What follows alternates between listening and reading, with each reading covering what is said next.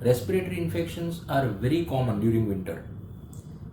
Apart from that, when patient has dry cough and patient says that he has developed this after cold drink, there are many medicines, but important is silesia. Just think about it.